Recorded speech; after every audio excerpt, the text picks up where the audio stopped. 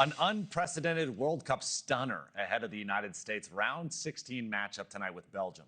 After initially being disqualified for tonight's game because of a red card in the last game, Team USA's leading scorer, Balogun, will be available to play tonight after FIFA reversed the suspension and put Balogun on a probationary period instead.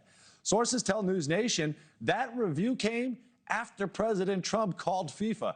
Belgium has been given the right to appeal, and UEFA says this reversal crossed a red line.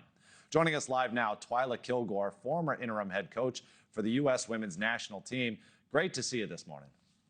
Oh, it's wonderful to be here. Thank you for having me. Yeah, possibly good news for just about every American that saw this reversal play out yesterday. But from everything I'm hearing and everything I'm reading, it's fairly unprecedented for a move like this to actually be made by FIFA to rescind a red card and rule a previously ineligible player eligible. Put this into perspective for us, especially considering the fact that this decision came within about 24 hours of tonight's matchup. Yeah, I think it's a surprise all around, and the 24 hours actually makes it a match day -1.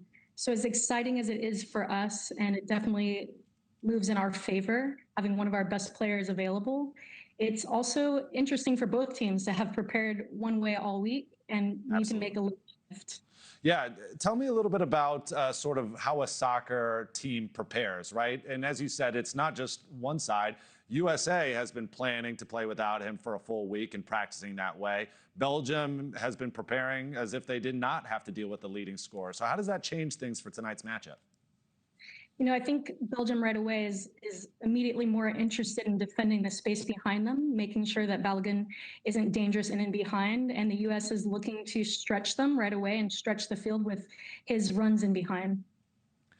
What about Belgium's right to appeal? This was another big headline this morning, which is, of course, Belgium says that this is unfair, says that they want a true understanding about how they came to this decision.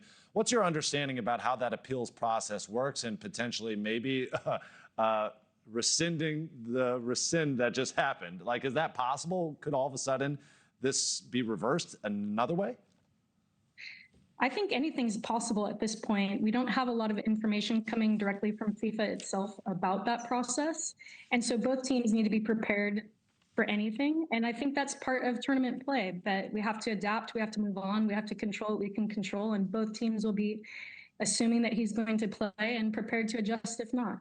Yeah, bottom line here, though, there weren't a lot of people out there that said Balogun's red card was warranted. In fact, I think a lot of people would have agreed that it should have been a yellow card at most. At the end of the day, do you think this is the right call?